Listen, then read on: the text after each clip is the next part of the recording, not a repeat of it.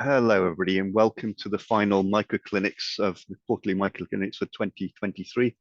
I'm delighted to welcome my co-chair, Professor Anuradha Chowdhury, who's going to help me to chair this clinic. For those of you not familiar with the format, we have hear from two esteemed clinical experts who will present case studies with diagnostic considerations, etc. Each one for half an hour.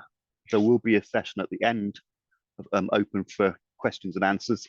We ask all of the attendees to submit their questions in the Q&A box, and myself and Anu will read those out to the speakers at the end. And all of this will be recorded, and the recording will be available on the MRC CMM YouTube channel after the meeting. So we have two speakers today, Prof. Ritesh Agarwal and Dr. Chris Kosmidis, who are going to present on a slightly of chronic pulmonary aspergillosis and more of the saprophytic chronic syndromes, which is slightly, I think, underrepresented in the literature in favor of the more evil twins, invasive aspergillosis. So I'm really looking forward to these today. A couple more housekeeping things. Just for those of you who are trainees, there is a medical mycology trainee seminar series, and the link is available here at the bottom of this slide. So anybody who's interested in presenting their work, which is the second Thursdays of each month, or if they have people they would like to nominate as well, please do so via that link. And finally, as a reminder as well, that the MRC Centre for Medical Mycology also runs a monthly Myco talks, which are academics, fundamentals, mycology science rather than clinical. And the next ones of those will be on 25th of January, where we have two speakers, and again towards the end of February. So I think that's all of the housekeeping done. So I will stop sharing my screen and pass over to Professor Chowdhury, who's going to introduce our first speaker, Professor Ritesh Agarwal. Thank you, Dr. Andy, and it's my pleasure to co-chair the session on aspergillosis as such. And I'm really delighted to introduce our first speaker, who's a very well-renowned pulmonologist in India. And it's Dr. Ritesh Agarwal is very well known in the mycology community for his outstanding work in allergic bronchopulmonary aspergillosis. We are very happy here to have him as one of the speakers. He's working as a professor in the Department of Pulmonary Medicine at the Postgraduate Institute of Medical Education and Research Institute in Chandigarh, India. And his primary research area is allergic bronchopulmonary aspergillosis, but he also maintains a very keen interest in interventional pulmonology and meta-analysis. Dr. Ritesh has completed his medical school in 1998 from south of India, and he joined the residency program in internal medicine at Postgraduate Institute of Medical Education and Research, the same institute where he's presently the professor. And with this, I'm going to open the session today, and over to you, Dr. Ritesh. Thank you, Anu, Dr. Bowman. Good evening, everyone. So in the next 30 minutes, I'll discuss the recent concepts in the diagnosis and treatment of ABPA using a case-based approach. I hope I'm audible, Anu, and visible. Yes, you are. Yeah. So ABPA, as many of you would know, is an allergic disorder caused by immunological reactions mounted against the Aspergillus species, most commonly Aspergillus fumigatus, colonizing the tracheobronchial tree of patients with asthma or cystic fibrosis. A related disorder is allergic bronchopulmonary mycosis, or ABPM, which is an ABPA-like syndrome caused by fungi other than Aspergillus species. The interest in ABPA stems from the fact that the condition responds remarkably to treatment with glucocorticoids or antifungal triazoles. In fact, early detection and timely treatment can eliminate the progression to end-stage fibrotic lung disease, which is characterized by bronchiectasis. So the diagnosis of ABPA is currently made on a combination of clinical, radiological, and immunological findings. Most patients present with difficult to treat asthma Other common manifestations include low-grade fever, hemoptysis, productive cough, weight loss, and malaise. Interestingly, in a study where we routinely screen all our asthmatics for ABPA, almost 1/5 of the patients had well-controlled asthma. This suggests that symptoms are a poor guide to diagnosis and underscores the need for a better diagnostic approach to diagnosing ABP. So these are patients from our chest clinic. The patient 1 is a 51-year-old asthmatic who presented with expectoration of mucus plugs and increasing dyspnea and has been treated for pneumonia thrice over the past 2 years. The second case is a 32-year-old asthmatic who maintains good asthma control with moderate doses of vinyl corticosteroids and long-acting beta-2 agonist, but has had 2 exacerbations over the last 3 years. The third patient is a case of well-controlled asthma. Case 4 is that of an uncontrolled asthma, and patient 5 is again a patient with well-controlled asthma. So patients 1 and 4 are uncontrolled asthma. Just remember this point. And patients 2, 3, and 5 are well-controlled asthma. So the most important question is whether all asthmatic patients require evaluation for allergic bronchopulmonary aspergillosis. And the resounding answer is yes, because I just mentioned that symptoms are a poor guide to diagnosis. So many centers or many physicians screen only patients with uncontrolled asthma or difficult to treat asthma for ABPA. Unfortunately, that can cause several of the patients to remain undiagnosed. So once we have decided to evaluate asthmatic patients for ABPA, how do we do that? So the preferred test for screening asthmatic patients for ABPA is specific IgE against Aspergillus fumigatus. The reason is that it is almost 100% sensitive in the diagnosis of ABPA. And the first important take-home message is that you're unlikely to miss a patient of ABPA if the specific IgE is less than 0.35 kilounit of antibodies per liter. However, the presence of specific IgE against Aspergillus fumigatus is not specific for ABPA because it is also seen in patients with Aspergillus sensitized asthma. So coming back to our patients, so we did perform specific Ig and these are the values. So the values range from as low as 0.20 to as high as 3.15. So based on these results, all patients except patient 5 require further workup for ABPA because the cutoff for specific IgE is 0.35 kilounit of antibodies per liter. And only patient 5 had a low cutoff, rest everybody were above the 0.35 cutoff. So what is the role of skin test in the diagnosis of ABPA? Skin test was the previously preferred test for screening asthmatic patients for ABPA.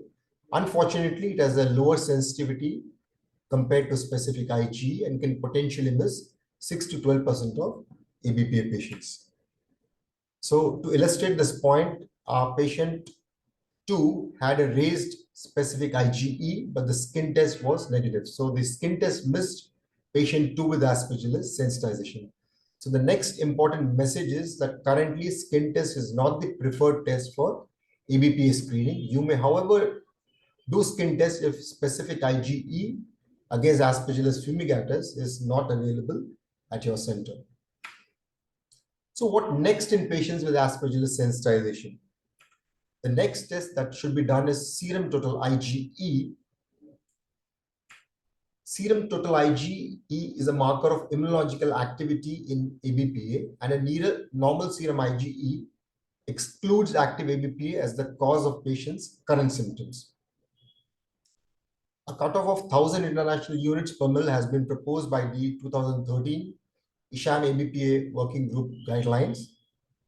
However, currently, the 500 international units per mil is believed to be a better cutoff given the better sensitivity of the 500 international units per mil cutoff.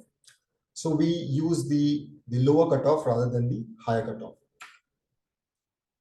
So now we have 2 tests, specific IgE and total IgE. Both have a sensitivity of 98%.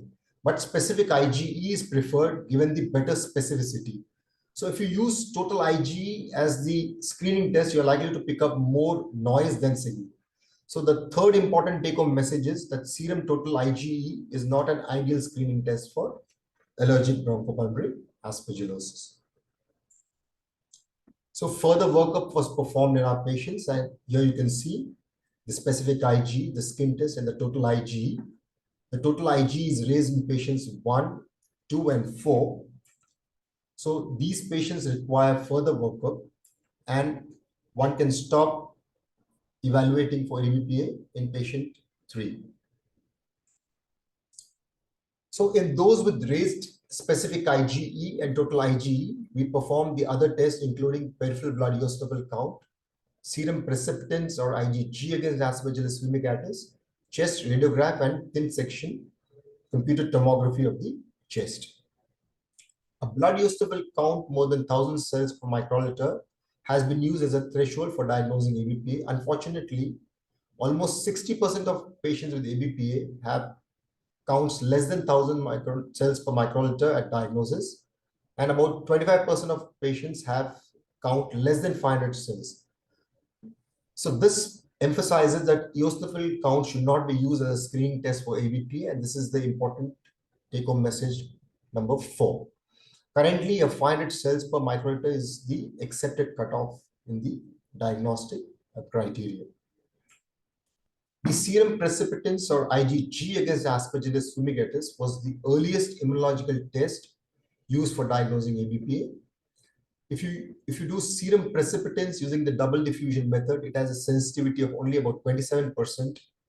Whereas if you perform specific IgG using enzyme immunoassay, it has a sensitivity of 89%.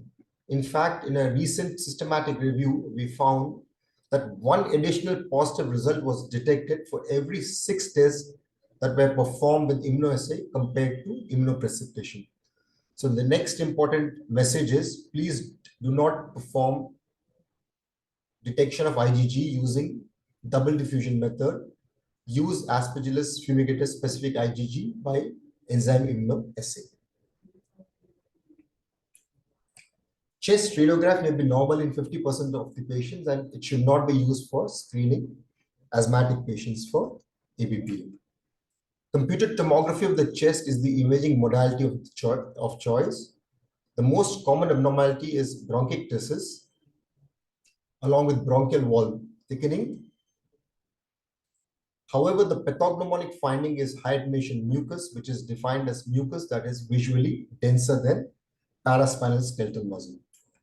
So this is a chest radiograph of a patient with allergic bronchopulmonary aspergillosis. You can see a toothpaste opacity here. This is a finger in glove opacity, the typical finger in glove opacity. This is almost looking like a hand in glove opacity. This is a common finding in patients with ABPA. This is a normal chest radiograph, and that is why you should not be using chest radiograph for screening asthmatic patients for ABPA. These are the lung windows of a patient with ABPA. This is bronchiectasis, and this is mucus filled bronchi. And this is high attenuation mucus. Here you can see mucus that is visually denser than the paraspinal skeletal muscle. So this is the pathognomonic finding in ABPA and is not encountered anywhere else. So now we have looked at the individual test. Let's see how we can translate this information in the clinic. So in patients who are at risk for ABPA, such as bronchial asthma, cystic fibrosis, and other disorders, you first perform specific IgE. If it is less than 0.35 kilonewton of antibodies per liter, ABPA is excluded. ABPM still remains a possibility. However, the value is more than 0.35, you do serum total IgE. If it is more than 500 international units per mil, you perform other tests including specific IgG, eosinophil count, and computed tomography of the chest. So now coming to the diagnostic criteria, the ISHAM ABPA working group criteria is the most widely used criteria currently for diagnosing ABPA. And this is the criteria. You can see that the criteria is fairly objective. It defines the exact number of components that need to be present to make a diagnosis. It offers more importance to the more essential components of the criteria, and it lists the cutoff values of the various immunological tests.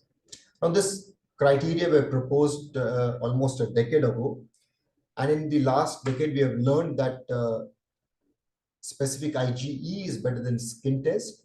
The cutoff of 500 is better than 1000, and IgG detection by enzyme immunoassay is better than detecting precipitates. So if you make minor tweaks to the criteria, you can see that the sensitivity and specificity considerably increases compared to the original criteria. So we have recently had the meeting of the ISHAM ABP working group, and in the second iteration of the criteria, we have proposed certain changes to further improve and simplify the diagnosis of ABP. So coming back to our patients, so let's start with patient 4. The specific IgE was raised. The total IgE is raised. Precipitants are positive. However, the specific IgG is negative, and eosinophil counts are normal. The computed tomography of the chest is normal. So the diagnosis here is severe asthma with fungal sensitization, as this patient had uncontrolled asthma. Now coming to patient number 3, the patient has raised specific IgE. However, the total IgE is normal, and the specific IgE and eosinophil counts are normal. There's minimal bronchiectasis, and this is a patient with Aspergillosis sensitized asthma. Patient number 2 has raised specific IgE, raised total IgE, specific IgG is raised, the eosinophil count is raised, and the CT is normal. So this patient meets all the criteria for ABPA, except that the computed tomography of the chest is normal, and this patient is labeled as serologic ABP. Patient 1 again has all the workup for ABPA that is positive, also has mucoid impaction, high attenuation mucus, and bronchiectasis. And this patient has classic ABPA with bronchiectasis and high attenuation mucus. So this is how we evaluate our asthmatic patients for allergic bronchopulmonary aspergillosis. Now moving to the second part of the discussion, which is treatment of ABPA. The 2 key steps in pathogenesis of ABPA include airway fungal colonization and aberrant type 2 immune responses. And the management principles thus include the use of anti-inflammatory therapy to control the immunological activity, and the use of antifungal agents to attenuate the airway fungal burden. So this is the first randomized controlled trial in allergic bronchopulmonary aspergillosis, which looked at the role of inhaled corticosteroids. And almost 3.5 decades later, we evaluated 2 glucocorticoid dosing protocols and found that the low dose of steroid was as effective as high dose. This is again the first trial of azole monotherapy. Unfortunately, the study included only 10 patients, and 3 decades later, we showed that itraconazole monotherapy is as effective as prednisolone monotherapy in acute stages of allergic bronchopulmonary aspergillosis. Subsequently, we found voriconazole monotherapy also as effective as prednisolone monotherapy. More recently, we demonstrated that the combination of prednisolone and itraconazole was not better than prednisolone alone. This is the first RCT looking at the role of nebulized antifungal. It tested nebulized natamycin in the treatment of ABPA. And several decades later, we looked at the role of nebulized amphotericin B. And this was again seen by the French group in a larger randomized controlled trial. Unfortunately, in both the trials of nebulized amphotericin B, the primary outcome was not met. And these are 2 very old randomized trials that looked at the role of itraconazole in glucocorticoid dependent ABPA and found that itraconazole has steroid sparing action. So what have we learned from the treatment protocols that have been used over the last 4 decades in ABPA? First and most important is that high dose inhaled corticosteroids do not achieve complete symptom control. or reduce ABP exacerbations when used as a primary therapy in acute patients of ABPA. Oral glucocorticoids remain the most effective treatment for acute ABPA. Oral itraconazole or voriconazole has similar efficacy like systemic glucocorticoids in acute ABPA. Oral itraconazole has steroid-sparing action in treatment-dependent ABPA. Oral posaconazole achieves clinical remission in ABPA patients intolerant to other azoles. Nebulized amphotericin B may reduce the number of ABP exacerbations and the time to first exacerbation when used as a maintenance therapy in stable ABPA. And the newer biological agents like mepolizumab, benralizumab, and others reduce asthma exacerbations and have steroid-sparing action. So coming back to the ABPA treatment, the most effective agent in the treatment of ABPA is glucocorticoids. And this is the dosing schedule used at our center. We start with prednisolone 0.5 milligrams per kilogram per day for 4 weeks, followed by 0.25 milligrams per kilogram per day, then 0.125 milligrams per kilogram per day for 4 weeks each, and then taper by 5 milligrams a week to stop the treatment at 4 months. Itraconazole is the first-line alternative. The dose is 200 milligrams twice daily, or if you're using the super bioavailable preparation, the dose is 65 milligrams two capsules twice daily, so 130 milligrams twice daily for at least 4 months, and therapeutic drug monitoring is mandatory if you're using itraconazole. Prednisolone itraconazole combination is used only in patients who are at high risk for recurrent exacerbations, such as those with extensive bronchiectasis or have a peripheral blood eosinophil count more than 1,000 cells per microliter, or there's concomitant fungal boil. The biological agents, newer azoles and nebulized amphotericin B is reserved in patients who have contraindication or intolerance to both glucocorticoids and antifungal triazoles, or ABPA that is refractory to treatment with both glucocorticoids and antifungal azoles. So how do we monitor these patients? So we perform a clinical review, a chest radiograph, and a total IgE level every 8 weeks to demonstrate clinical improvement and determine the new baseline IgE. So I'll come to what is meant by the new baseline IgE. Response is defined as clinical and radiological improvement and a decline in serum total IgE by at least 20% of the baseline. So let's say you start with an IgE of 5,000, and with treatment, the IgE would say fall down to as low as 1,000 or 1,500. So this value is used as the new baseline IgE value and not the original value, which was 5,000. And a 50% increase of this new baseline IgE value with clinical or radiological worsening is defined as an ABPA exacerbation. Needless to mention that we need to monitor these patients for adverse effects and drug interactions. So this is one suggested treatment protocol.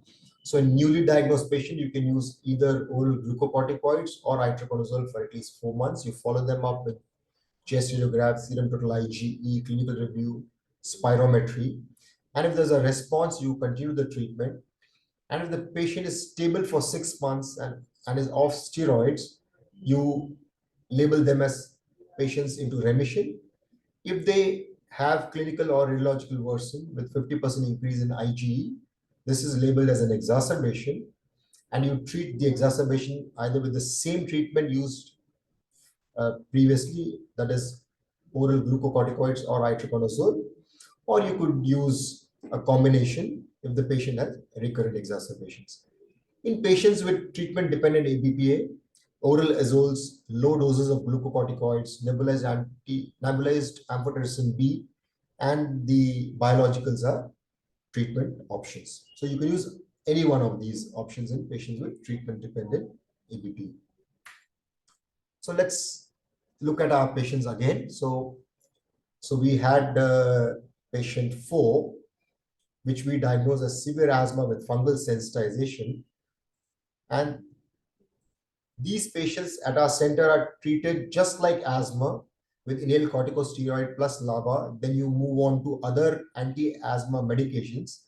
And if the patients have continuing symptoms or recurrent exacerbations, you can use either biologics or you can use itraconazole. There's a single randomized trial which looked at the role of oral itraconazole in severe asthma with fungal sensitization, and there was improvement in the quality of life with itraconazole. So the treatment of SAFs is just like any other severe asthma. And in the step 5 or in the last step, when you want to choose biologics, you can also choose itraconazole. So coming back to our patient 3, which we diagnosed as Aspergillosis sensitized asthma. So this is a straightforward patient, and the treatment is just like asthma with inhaled corticosteroids, long-acting beta-2 agonists, with other routine measures for asthma. Patient 2, which we diagnosed as serologic ABPA, where all the workup was positive except the CT being normal. These patients are again managed like SAFs with asthma medications. And again, when you have exhausted all the asthma medications and when you want to start biologics, itraconazole remains a treatment option here. In fact, there's a considerable overlap between serologic ABPA and SAFs. In fact, some centers use the term ASAFs. So ABPA, S, and SAFs as one entity. So there's a considerable overlap, and the treatment of ABPA-S is similar to that of SAFs. And this is a typical patient of ABPA where everything is positive and the patient has bronchiectasis, mucoid impaction, and other things. And in this patient, because the patient had considerable eosinophilia, we chose a combination therapy. We started with prednisolone 30 milligrams per day for 4 weeks, 15, 10, and 5 for 4 weeks each, along with itraconazole, 400 milligrams per day. And we did perform therapeutic drug monitoring at 2 weeks, and the drug levels were achieved. It was 1.3 micrograms per ml. At 2 months, the patient showed clinical improvement. X-ray showed major clearance of opacities. The total IG decreased from the value of about 11,000 to about 8,000, which was a 30% decline. At 4 months, the IG had further fallen down. The patient was stable. Between 5 and 15 months, the patient remained stable only on anti-asthma medications, and the IG ranged between 4,200 to the highest value being 6,200. At 16th month, the patient had clinical worsening along with new radiological opacities. The IG shot up from the new baseline value of 5,100. And so this is not the baseline. For this patient, the new baseline would be 5,100. This is the last recorded value. And the IG increased from 5,100 to as much as 9,000, about 75% increment. And this patient was labeled as an ABP exacerbation. We chose to start this patient with itraconazole at a dose of 400 milligrams per day for 4 months, and the patient did well and is under our follow-up. So these patients will have recurrent exacerbations, and the treatment protocol should be modulated so that the asthma control is maximized and the risk of exacerbations of both asthma and ABPA is minimized. So coming to the summary of the discussion, you need to maintain a high index of suspicion for ABPA and asthma, irrespective of the severity or the level of control. You need to screen all asthmatic patients with specific IgE in preference to a skin test. Use specific IgG in preference to Aspergillus precipitans.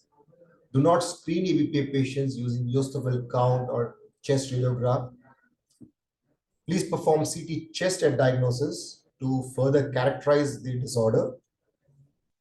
Chest radiograph is a useful modality for following up the patient. So you do that at baseline, and then you don't repeat a computed tomography of the chest, but you perform chest radiographs.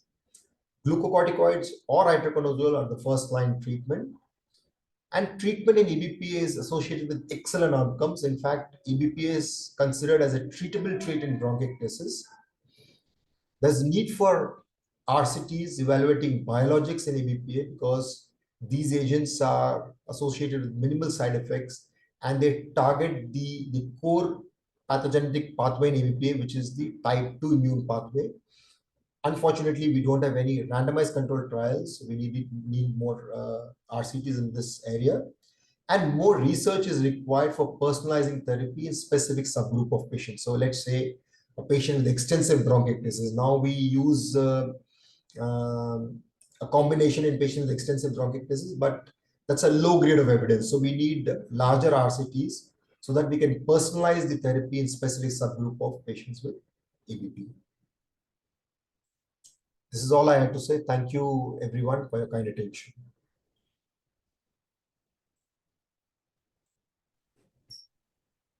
Thank you, Ritesh. That was excellent. It was a very illuminating talk on really complicated overlapping clinical entities.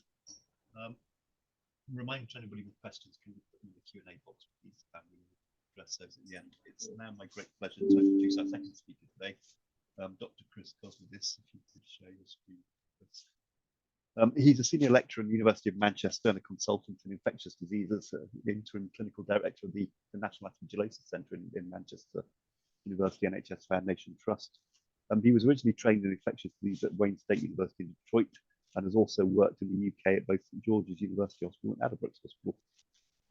Chris has been a consultant in infectious diseases since 2014 in Manchester, and he's extensive experience in the management of all forms of aspergillosis, including chronic, allergic, and invasive. And he's also an academic physician with an interest in pathogenesis, diagnosis, and treatment of all forms of aspergillosis. So over to you, Chris. I will stop sharing and leave the floor to you.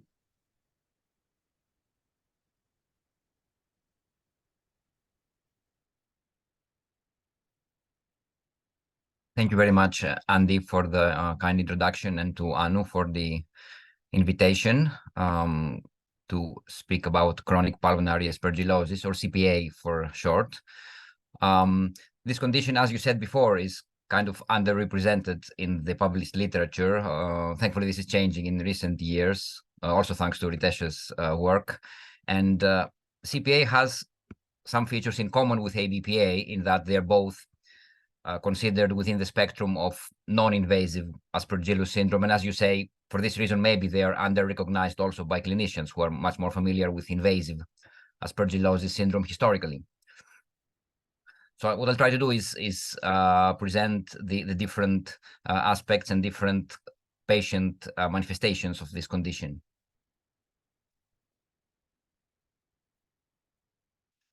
So in fact, I would like to start where Ritesh finished, because this is a patient with ABPA, actually a 48-year-old female we saw in our clinic, patient with asthma since childhood, but this has been worse in the last 7 years. Presented with breathlessness, a productive cough, weight loss, and sweats. Her total IgE was very high, as well as her Aspergillus-specific IgE, and she had peripheral eosinophilia. So clearly, according to Ritesh's presentation, you would class this patient as ABPA. However, imaging showed these two cavities. On the right side, you see a smaller cavity, which is thick-walled and with some irregular wall here.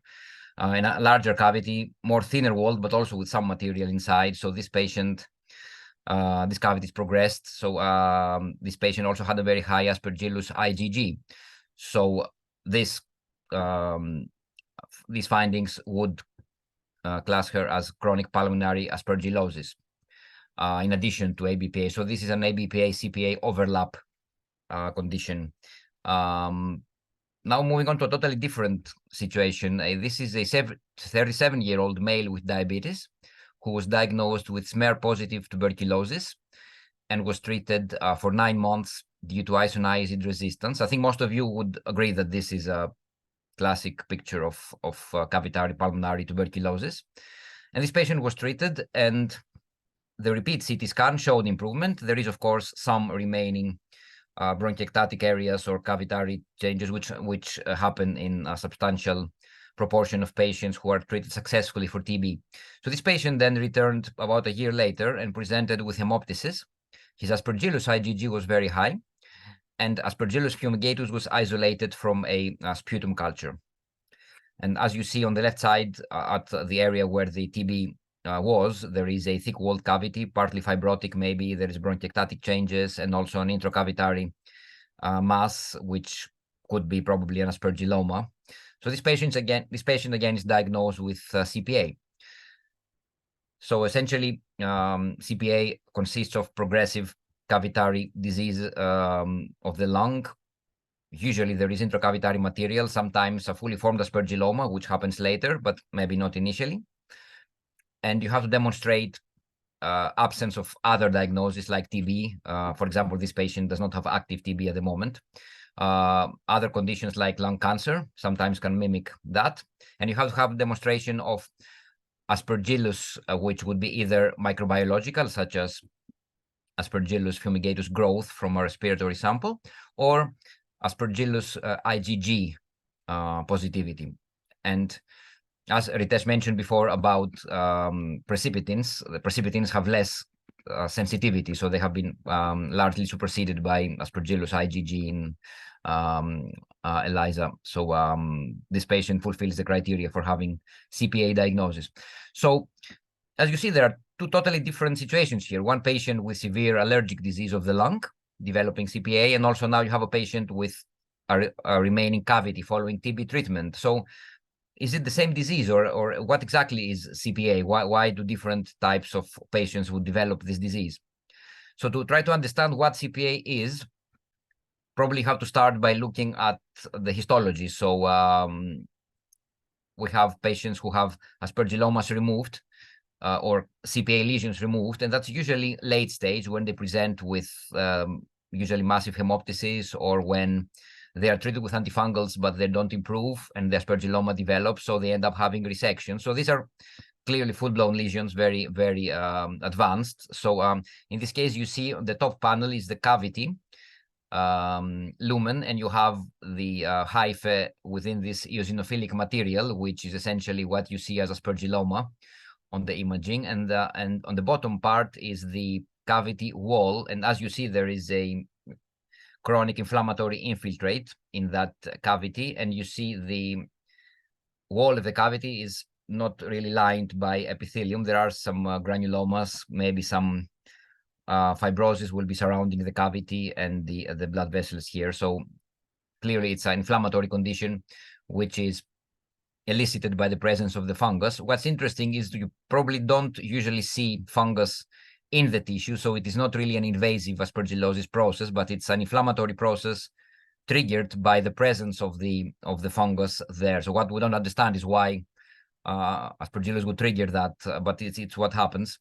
And that's another example here. Again, you have the aspergilloma in the cavity, and then you have the cavity wall, and you see various degrees of erosion of the cavity. This is a epithelium of the cavity, bronchial epithelium, which at areas is missing. Maybe it was more prominent in the previous one. So if the epithelium is not intact, you might assume that then there is invasion there of either bacteria causing infections or fungus, or maybe these patients would do worse and they have more inflammation. And you can get also quite extensive fibrosis surrounding those cavities, which again, it's not clear why that happens, but some patients end up having very extensive, sometimes very profuse fibrosis, dense fibrosis involving large part of one lung completely. So this can also be a fibrotic process. This was a nice study, that a histological study of resected aspergillomas, where they looked at exactly what happens in that cavity wall. And as you see, there are various degrees of erosion of the cavity, and using this stain of cytokeratin stain in the panel B and D, this stain identifies the epithelia. So you see in panel B, the epithelium is largely intact in that cavity, and the aspergilloma is again in the bottom. And on the right-hand side in panel D, the epithelium is mostly denuded. So this patient has a lot of erosion of that cavity. So could it be that maybe the degree of erosion of the cavity corresponds to symptoms, maybe more invasive disease, or more exacerbations and poorer outcome? But obviously that's just a speculation. We cannot really prove it at that point.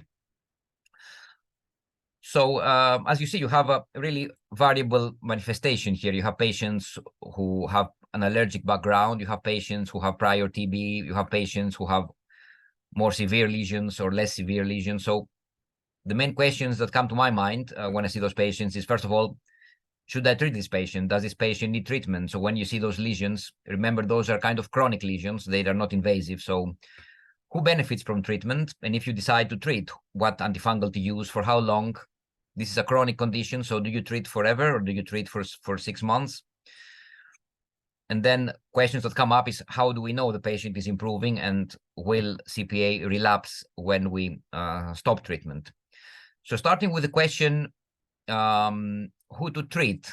Does everybody need treatment? Which brings me to the third case to discuss. So this was a 73-year-old lady with asthma, which was well controlled, although serologically she had criteria that would fulfill ABPA, although she was doing well, so she never had any antifungals, but very rarely had some steroids.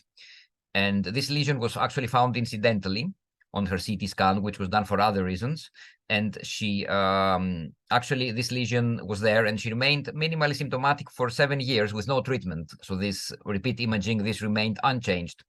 So there is this cavity, which is just one cavity, and with a well-circumscribed aspergilloma in there. So that's what we call simple aspergilloma. This is something that usually you can monitor without treatment. It doesn't progress. Of course, you need to monitor it because it could progress into CPA, but in a lot of those cases, you can monitor these patients without treatment, as the case of this lady who avoided antifungal treatment for a long time. Another entity that we see and is classed in the same cluster as CPA, although it is a slightly different condition, is when you find a nodule, which is a common occurrence, obviously, in the lungs. This lady, 43-year-old lady with bronchiectasis, who had a 22-millimeter nodule identified on the right-hand side here, with some ground glass changes maybe. This was resected because of the concern for cancer. And histologically, it was proven to be what we refer to as Aspergillus nodule in the literature. So this is basically fungal hyphae that look like Aspergillus that are present within some necrotic or granulomatous tissue in the lung. So obviously the relief is there that because there is no cancer.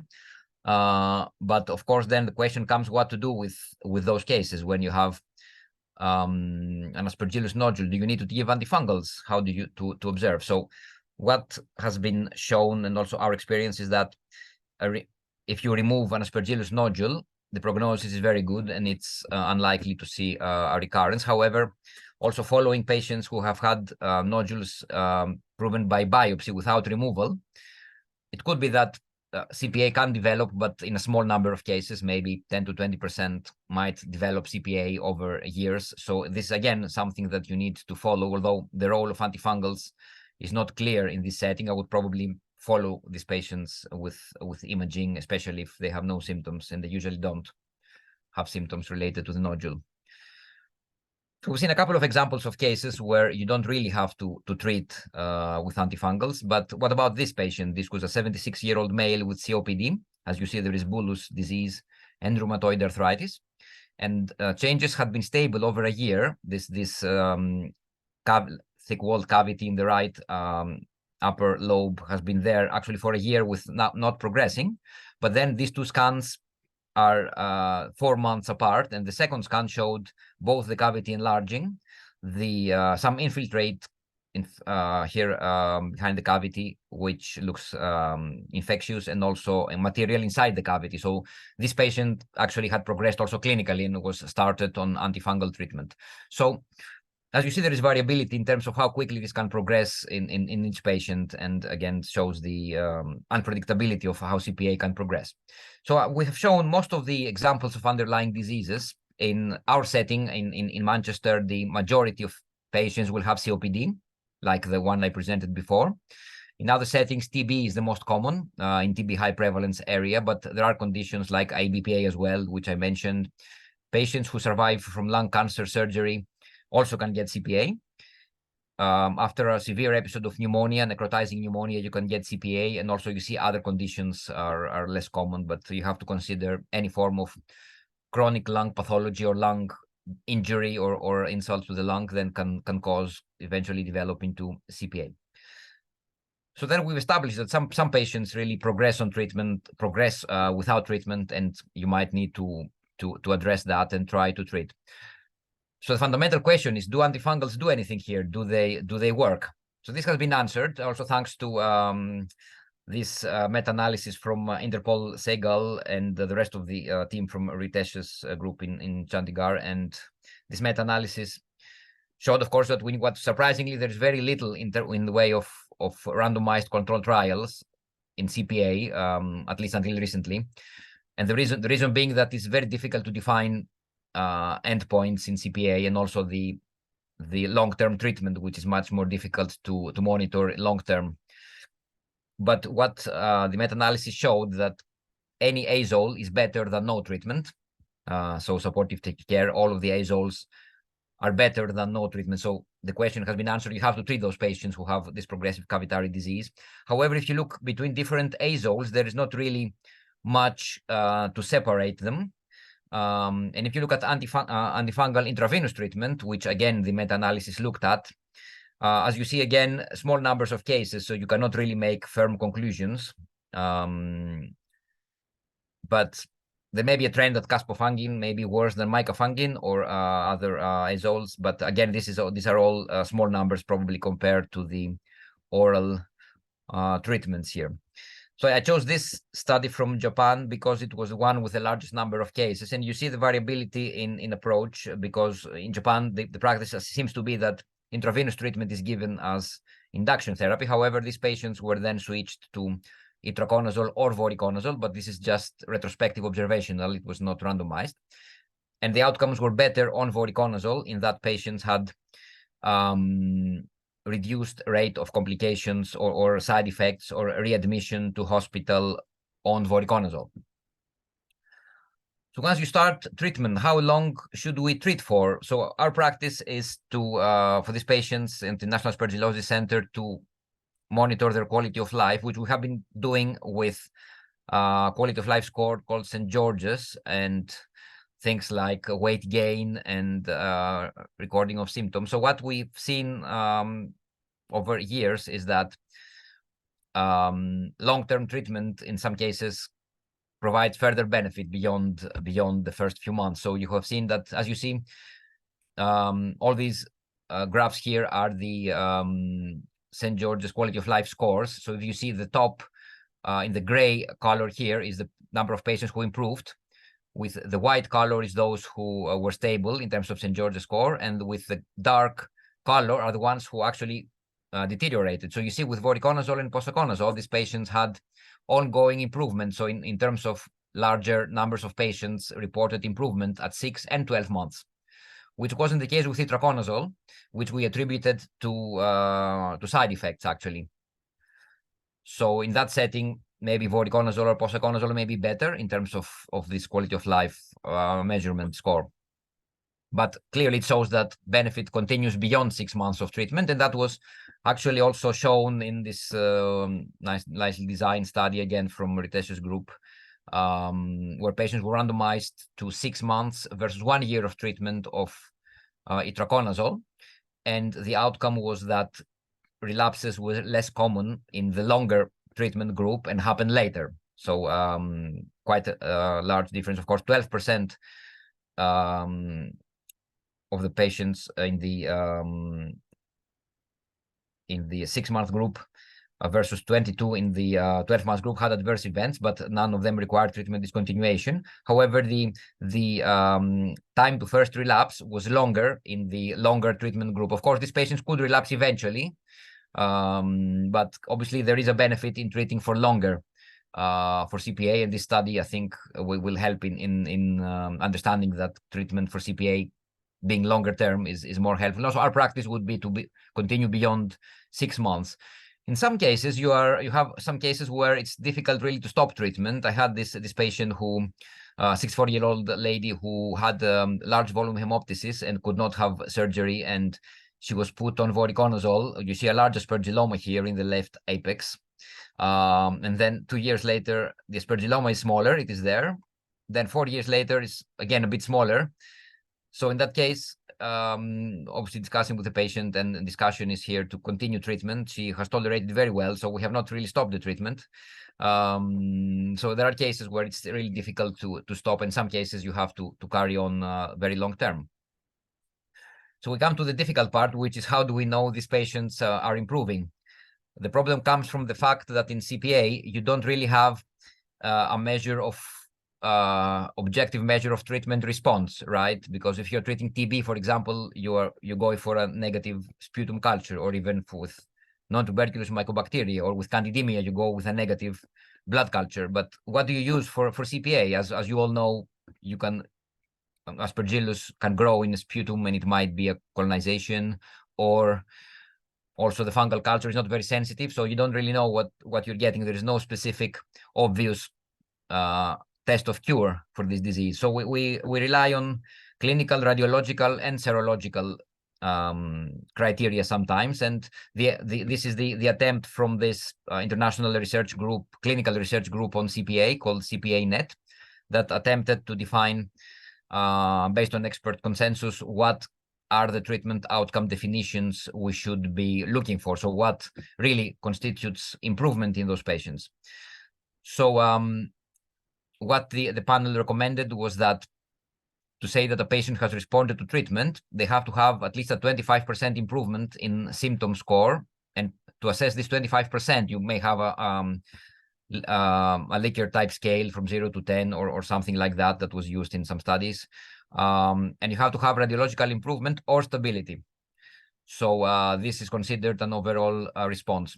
They also define serological response. Remember, Aspergillus IgG is essential to the diagnosis of CPA. However, can we use it to assess response to treatment? So they defined response as a 50% reduction in Aspergillus IgG, or a return to normal levels. However, they could not recommend using Aspergillus IgG as a marker of overall response. So we don't have the data for that. So what we looked at, the treatment response, and we like to try to test those criteria. Overall response, and we found that actually overall response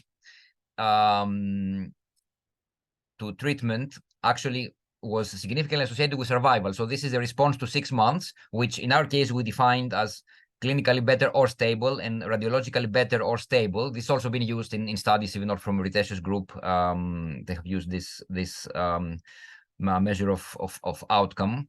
So this, we actually found that patients who had this definition of overall response, they had a significant improvement in survival, which actually makes this overall response much more important in terms of achieving it and doing the right thing to achieve it, maybe using the right antifungal medication. So interestingly, what we found is that the serological response, as defined by CPA-NET, so at least a 50% reduction in Aspergillus IgG, was associated with worse mortality, which was interesting to see, and this probably reflects the higher baseline Aspergillus IgG.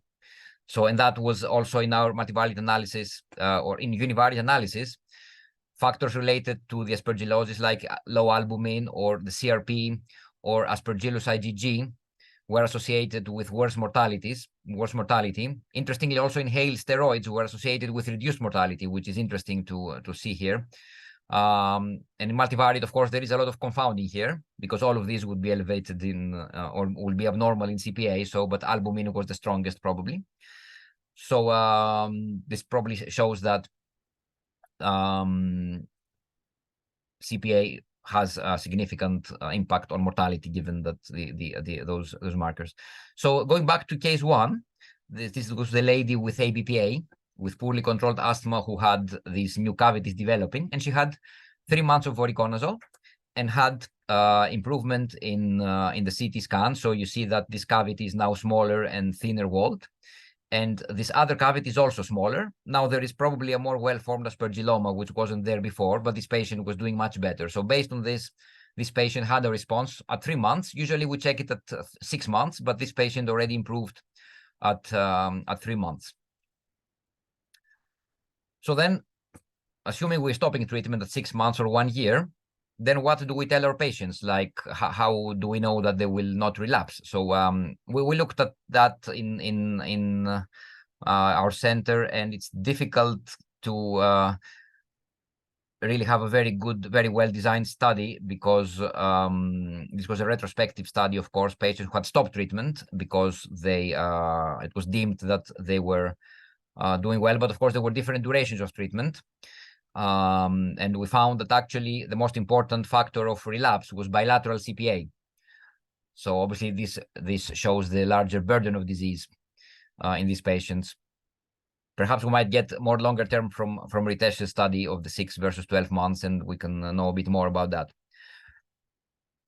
So then we come back to the question, what causes CPA in those patients? Remember, obviously, Aspergillus is an opportunistic fungus. Why do these patients get what's considered an opportunistic infection?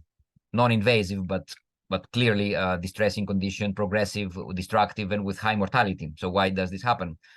We looked at how these patients respond, or their full blood, their peripheral blood mononuclear cells respond to stimulation with various antigens, including fungal antigens. So what we found is that these patients have reduced production of the cytokine interferon gamma through stimulation with fungal antigens like zymosan or beta-glucan, especially in combination with IL-12. So this is the Th1 pathway of interferon gamma and IL-12, which looks to be impaired, although it is also impaired when you stimulate with lipopolysaccharide. So with the blue color here are the healthy controls, and with orange are the patients with CPA. So you see, obviously, there is clearly a difference. And the ones who had the better production of interferon gamma actually had the reduced mortality. Of course, the causation is not proven here, but it's something to think about. And following on for that, we're conducting a randomized control trial of interferon gamma in CPA, in addition to standard of care antifungal treatment we're hoping to recruit in the new year. But again, there's no one size fits all. Again, from Inderpol, Segal, and Ritesh's group in Chandigarh, they tried to classify the patients between those who have different phenotypes in CPA. So are there different clusters of CPA? And what was shown here is that about a third of patients have a eosinophilic or an allergic profile, maybe. So high serum total IgE, peripheral eosinophilia, Aspergillus sensitization, whereas, and these patients had actually a worse FEV1 and were more likely to have a fungal ball on imaging than the other group, which are the ones with no sensitization and with Aspergillus IgG positive. And it's interesting to see that there are two separate clusters and not just one disease entity here. So there could be a role for the patients who have this eosinophilic or allergic background of CPA for benefit of steroids. I know there is a trial going on in Chandigarh to address this with steroids treatment in CPA in those patients who have this phenotype. So clearly CPA, I think it's clear that has very wide spectrum of disease. It could be small volume disease. It could be stable disease like a simple aspergilloma. It could be Aspergillus nodule, which you can follow on treatment. It could be some progressive or fulminant disease, or patients remaining stable for a while and then progressing, like that patient who progressed after 4 months of observation. And then, so you have to keep a close eye on those patients. They have a high burden of symptoms. Hemoptysis is a very serious symptom, but they have weight loss, fatigue, recurrent exacerbation. So clearly, and mortality is about 7 to 14% per year. So it has quite a high mortality rate. Relapses happen. Both relapses and mortality are linked to the burden of disease. So the more extensive disease, the more likely the mortality and the chance of relapse. Relapse occurs in about 20% of cases, but we have evidence that longer antifungal treatment might actually help to prevent those relapses. So this is something we have to take into account. Immune defects is something we're beginning to understand, but clearly there is more to be done, especially genetic studies in CPA. What I have to say also is the risk of or the prevalence of resistance is quite high. We didn't go into that in detail, but obviously long-term antifungals result in resistance, parnazole resistance. And for these patients, you lack therapeutic options, given that azoles are the only oral option for those patients. Obviously, new treatment approaches are coming in the hopefully next few years, so we are eagerly waiting for those. Thank you very much.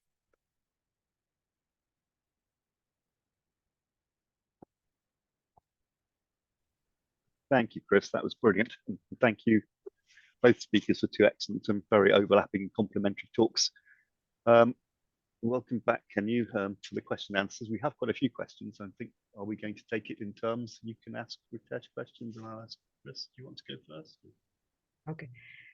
Andy, shall I start? Yeah, absolutely. Thank you very much to Chris and to Ritesh. Such a spectacular talks covering so many aspects of both the diseases. Thank you once again. And actually, we have a very engaging audience. We kept on getting questions, several questions for both of you. So we are going to engage both of you for next 30 minutes. And the questions which we are not able to handle, both of you will get those questions through email, and feel free to answer through email to individual for those questions. So my first question is for Dr. Ritesh. And the first question is that, in what percentage of cases there is no clearance of, or there is no decrease in IgE by 20%, even after 4 months of steroid or itraconazole therapy? So what are those percentages of cases, and what would you suggest in these cases, how to go ahead? So this is a very rare, or I would say very, very rare situation.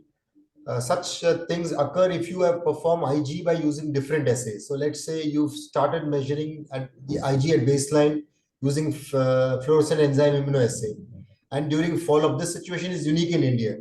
So the patient gets the assay done through private laboratories. So at one point, the patient gets fluorescent enzyme immunoassay, say FADIA. Second time, CLIA, chemiluminescent assay. A third time, electrochemiluminescence assay. So here, this is a problem. So there is no one-to-one relation. So you can have values of 10,000 with the FEIA, and it could be just 2,000 with the CLIA. So only in such situations you'll have. The second situation where your IG would not fall is with itraconazole. So if you're using a preparation and not monitoring the drug level, and the drug level is not achieved, then you will not have a fall in IG. So barring these two, I don't think it will happen. If you give steroids, it will fall. It is unlikely that. So in fact, recently we did a study where we were looking at we were trying to measure the minimal clinically important difference for a quality of life score. So we had no patients where there was no response. So everybody had a response. So unfortunately, so that is the situation when you give steroid. The steroids are highly effective there. Yeah. I hope that answers the question. To me, it is clear, and I hope the participant is also satisfied. So over to you, Andy. Yeah, question for Chris. So this question is, should we screen for CPA in all diagnoses of TB from the beginning? And if you do find that both entities, what do you do? Do you treat the TB first, or try to treat both at once with the obvious problems of drug interactions? Well, it's I mean, obviously the TB takes precedence because of the complexity in treating. It's difficult to treat both because you have to use rifampicin, which would clash with any azole. It will be difficult to co-administer. So probably you treat the TB first. It's difficult to decide that they have CPA as well, unless you have an obvious aspergilloma or aspergillus grown as well, or you have a very high aspergillus IgG. So there are studies mainly in Africa that show that they could coexist, and it could be that aspergillus IgG develops from negative to positive during treatment or even in the beginning. So in these patients might do worse. Of course, it's even if you have a rising IgG during treatment, I would probably prioritize the TB treatment at that stage, because you have to get that out of the way. There is also the public health implications, of course, and this is what is causing most of the symptoms at the time. But it's a very good point about screening. I would definitely, at the end of treatment, if the patient is remaining with cavities, I would do an Aspergillus serology at that point. So at the end of treatment, we would do that and use that as a baseline. And for those who have a positive Aspergillus serology and persisting cavities, I would ensure there is some follow-up, because some of them, as we have seen, can develop CPA. Excellent, thank you. Can I add just one point here? If you, let's say you screen a patient of pulmonary tuberculosis at baseline and your specific IgG is positive, it is possible that after treatment it will become negative. So treatment at that stage, I'm not very sure how it's going to make an impact. The other thing is, once you start treating the TB, the necrosis, the cavity, all tends to improve. So the nidus for Aspergillus is no longer there. So I agree with Chris that the priority of TB treatment should take precedence over CPA. Keep in mind that CPA could be there, and at 6 months, if you reevaluate and the patient is continuing to remain symptomatic, I think that is the patient where treatment might be beneficial. Excellent, thank you. So, Ritesh, you mentioned that Aspergillus IgG is more specific and should be used by, the method should be ELISA, right? So there's one question that, do you recommend lateral flow, or what's your experience on lateral flow assay for Aspergillus IgG or IgM rather than ELISA? Yeah, so that's a good test. So we've just completed our evaluation in ABPA and CPA. We looked at 264 patients of ABPA. So it's got a sensitivity of 84.5%. You're saying lateral flow, right? Lateral flow. Yeah. However, if you compare it head to head with the FEIA, the FARDIA, AFIG using FARDIA, the sensitivity of FARDIA was about 91.5%. So, so you will miss about 7 to 8% of patients with ABP if you use only lateral flow. The good point here is you don't need to have the entire system there. So that way, and if you have a lateral flow AFIGE, a lateral flow AFIGG, and a total IG lateral flow, that makes the diagnosis so easy. Total IG, I'm not very sure, but AFIG, I think it is likely that in the next few years we'll have an AFIG lateral flow. Using serum sample. Yeah, using serum sample. So I think if you use lateral flow, if you use a lateral flow assay, the LD Bio one, if that's negative and if ABP is still a consideration, you have to follow it up with the enzyme immunoassay, preferably by FEIA.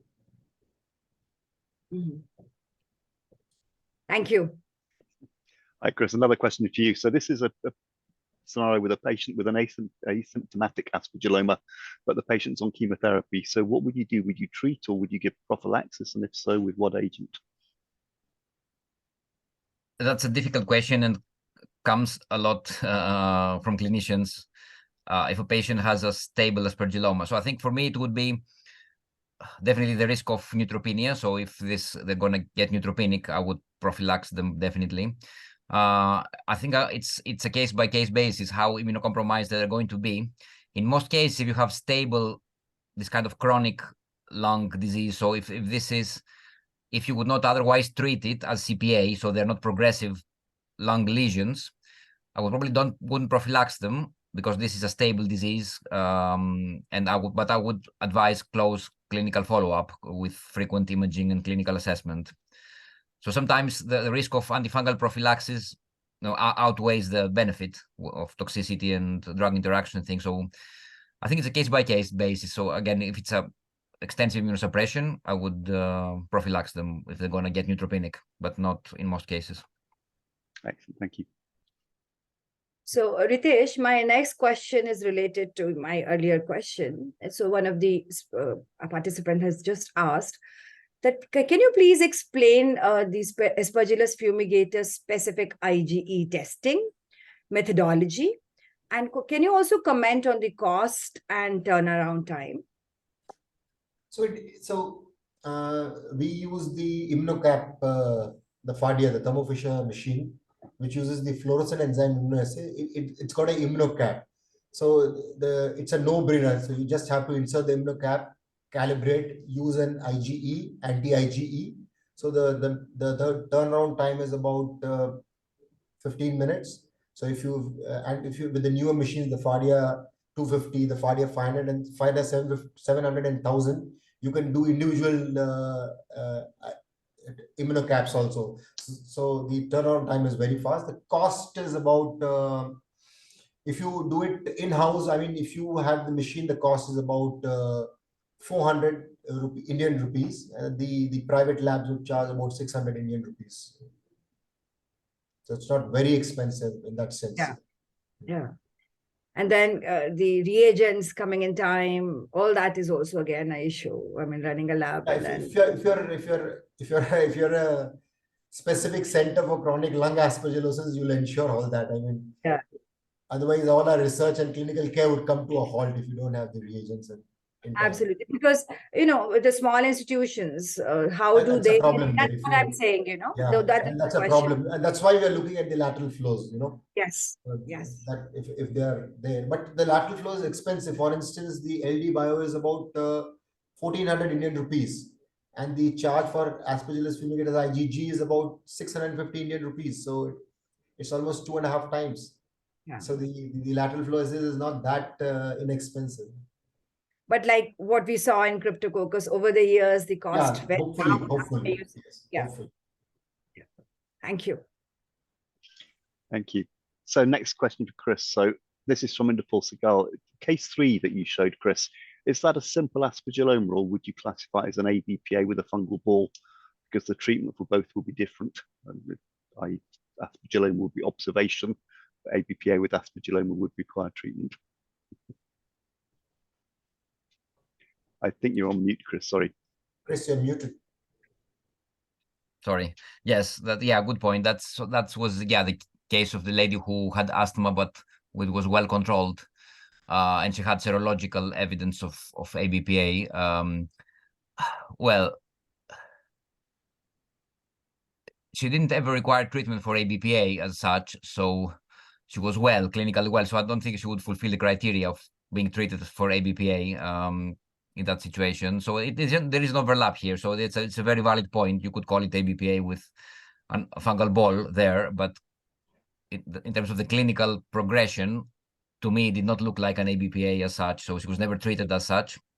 Maybe that will change in the future. So she might end up with worse clinical presentation. She might end up needing treatment. But yeah, it's a very valid point.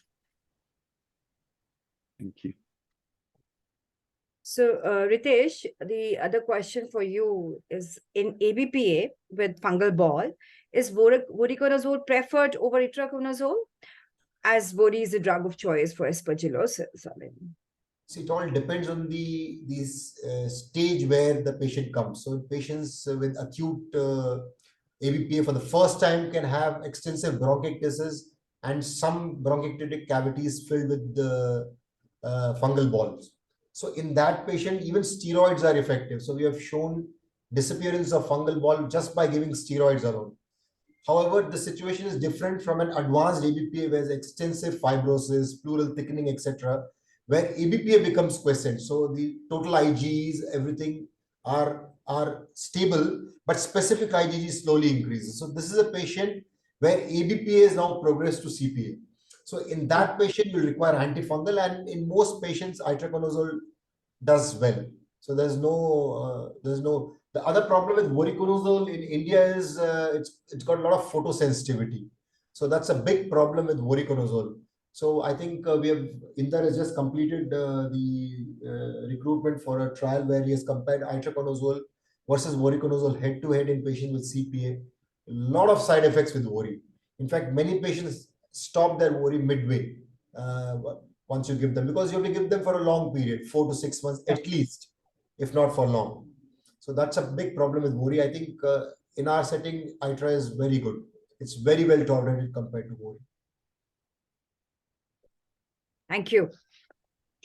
Okay, Chris, next one. So what is the role, in your opinion, for galactomannan testing in the diagnosis of CPA?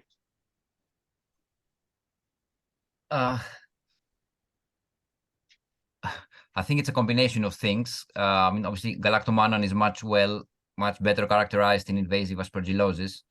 And it's all about your pretest probability. So if you have a neutropenic patient who has new nodules in the lung, then even a low galactomannan will make you think it's invasive aspergillosis and treat it. Well, these are patients with chronic lung disease who may be colonized with fungus, could be other fungus in there like penicillium, which can also give positive galactomannan. So I usually I'm a bit skeptical sometimes. Of course, in general, the higher the better, but you have to see the whole context. So you have a patient with compatible radiological appearance, looking like CPA, you have a negative TB culture, and you have positive galactomannan in the BAL from a directed wash from the cavities. I think would be useful. But sometimes also we get requests for sputum galactomannan, which is not clear how you can use that. Serum galactomannan, it's generally negative. Sometimes you get positive serum galactomannans in CPA patients. It can happen a few times. Again, it's not clear whether it's linked to worse prognosis. But yeah, it is there as a diagnostic test, but it doesn't feature in any of the guidelines as such. I think its role is not very well clarified yet. Can I just add on to that? So at our center, what we do is we will first do a AF-IgG. If that's negative and sputum is not growing Aspergillus fumigatus, we would do a serum galactomannan then. If serum galactomannan is also negative, we would go with the bronchoscopy, do a bronchoalveolar lavage and culture them and do a galactomannan. So we have used a cutoff of 1.5, ODI of 1.5 for galactomannan, which has a very high specificity. So if you have a 1.5 galactomannan, that would help in diagnosing CPA. So we have compared this value against multidisciplinary diagnosis of CPA, where we have not included galactomannan in the diagnostic algorithm and found these cutoffs. So it's not the first line test for CPA, but yes, if your basic workup is negative, but still CPA is a consideration, then in the stepwise diagnostic algorithm, you will do a serum or a bowel fluid galactomannan. So Ritesh, one of the question regarding itraconazole SUBA preparation. So what do you think, how superior they are and what is the role of SUBA? So for us, it's been a boon that the SUBA preparations are available now because they achieve drug levels much better. So plus they have no drug interactions with the meals, with antacids and other things. So many patients require antacids and other things. So you can safely use. Plus almost 90% of the patients are achieving drug levels. So SUBA 65 milligrams capsules twice in the morning, twice in the evening. So we've had levels up to 8.4 micrograms per ml. So there's one of my patients who's only on 65 milligrams once daily. So that's the kind of absorption. So I think it's been a good. So a lot of and it's very, very cheap. It's cheaper than itraconazole. So for us, it's been it's quite cheap. So 10 capsules cost just about 180 Indian rupees. That's, I mean, it's nothing. 2 pounds. I hope the similar thing happens with dermatophytosis, what we are seeing in India, with so much of resistance to terbinafine, and with this preparation, it seems promising. Yeah. So over to you, Andy, for the next question. Thank you. I'm almost fearful of asking this question to Chris, because it's a horror question that I frequently confronted by as well. It's about the definition of CPA. So the literature uses CPA for more than 10 different conditions involving Aspergillus in the lung. And you used it as saying a nodule can progress to CPA, but others consider a nodule within the definition of CPA. And likewise with chronic cavitatory, which may progress, and others actually say chronic cavitatory aspergillosis is CPA. So where do you stand on the horror of the definitions of CPA? Sorry. Yeah, it's really, I agree. When I started learning about this, I thought it's too complicated to learn this. I still do. I read about it, in the beginning. So yeah, I think the main condition is called CCPA, so chronic cavitary pulmonary aspergillosis, what you need to treat.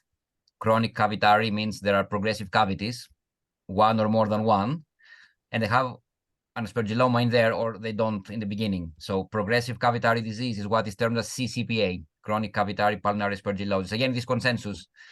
And there are the others that essentially are all the non-invasive aspergillus syndromes in the lung, except ABPA. So you have the nodule, which is, again, presence of aspergillus there, which is not invasive. And the simple aspergilloma, which is probably an inactive form of CPA. All of them are in the CPA spectrum.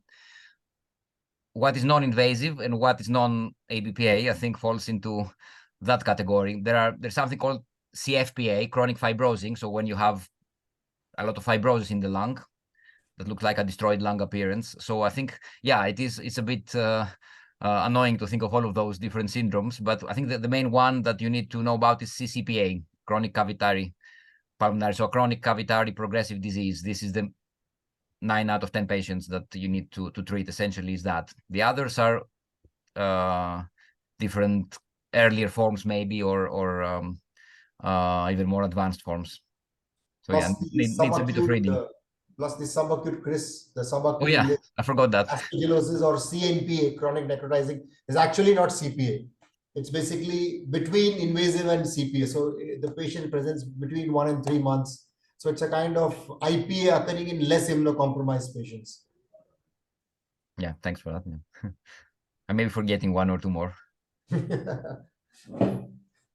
So the first question which I got for you, Ritesh, and of course that question was answered by Chris talk, but that question was, can ABPA progress to IPA or subacute invasive aspergillosis? But I want to modify this, and I want to ask you that what specific group of patients and what is the burden of those patients that progress to IPA, ABPA patients that progress to IPA, and what is the main underlying factors which you see in your practice that those patients probably will go to IPA? The first important point is, fortunately, IPA is very rare in India. That's point number one. Despite giving them steroids, despite aspergillus being in the airways, the occurrence of invasive pulmonary aspergillosis is very rare. So what happens here is, there are 2 situations where the ABPA progresses to IPA. One is inappropriate glucocorticoid use. So if you use glucocorticoids in very high doses, or let's say you use a glucocorticoid like methylprednisolone along with an azole like itraconazole. So itraconazole substantially increases the level of methylprednisolone, but not prednisolone. So if you use methylprednisolone along with itraconazole, the patient develops exogenous Cushing syndrome and a very significant exogenous ACTH state. So that is a patient who is at risk. The second situation is when the net state of immunosuppression goes down. So the patient is not doing well, develops a viral infection, say an influenza. So that is a patient. So it's the influenza which is driving the IPA and not the ABPA per se. So if you see, most patients would develop some form of viral and then they would progress to IPA. So that way, fortunately, despite getting steroids, patients don't develop. On the other hand, CPA is, yes, more often seen. Like Chris said, we really don't know whether they're actually ABPA going into CPA, they're pure ABPA, or they're CPA with overlap. So it's a work in progress. But if you have patients of ABPA who have extensive bronchiectasis, pulmonary fibrosis, pleural fibrosis, stable total IGs, but increasing AF IgGs, those are a patient that were actually moving from the ABPA to the CPA spectrum. So they call it the ABPA CPA march. Yeah. So they're marching from ABPA to CPA. Okay. Yeah. Thank you. And that's for you. I have almost every question you have addressed. If we have 5 minutes, probably. Andy, do you want to ask? There's a couple more questions for Chris. This is a question from Peter Cook, who says, question for Chris, great talk. Given that the risk factors or risk diseases for CPA are so wide, do you think that implies that the CPA risk comes from having any form of lung damage per se, or is there a role of host genetics further than the cytokines, etc., that you presented in your talk? I think it's both. You need some form of abnormal lung. So I don't think we ever see CPA in a normal lung. You have to have a pre-existing cavity or fibrosis or some form of insult like previous surgery. But there has to be a combination of that along with some genetic defect that, again, is still not clearly very well defined. So I think, yeah, it's a combination of the things. There is also the allergic background, which may be there in a subset of cases. Yeah, has anybody already planned or already done any in-depth genetic analyses of CPA patients? You know? Nothing published at the moment, but hopefully there will be soon. And another question for Chris as well. This is from Elaine Bignell. Can you speculate on the non-invasive nature of fungal growth in CPA? I guess she's getting at, do you think it's a different sort of form of non-penetrative hyphal growth or biofilm or? Yes, I mean, what we know is looking at, again, those histological preparations from resected the samples, you see the fungal mass in that eosinophilic background, and then you see the inflammation in the cavity, the break, the erosion in the cavity wall, and lack of presence of fungus inside the tissue. So the speculation is there is some form of obviously you need initially the nidus for the fungus to grow there, the dead space, this cavity, so it finds its way there through the airways and grows in there, and then through some local stimulation of tissue, in addition with maybe some genetic defect, it establishes there and it causes continuous inflammation. I think the progression of symptoms is also related to secondary bacterial infections as well. So the presence of chronic inflammation, but as well as secondary bacterial infections, given the destruction of those cavities. Excellent, thank you. And I think there's a question also about different non-azole treatment modalities, which is probably appropriate for both of you. So this is, I mean, specifically with the context of aspergillomas, but given the wider presentation today, is there a role for liposomal antityrosine B, or I guess conventional, in the treatment of patients with aspergillomas, especially in countries, lower middle income countries, where patients can't access or afford voriconazole?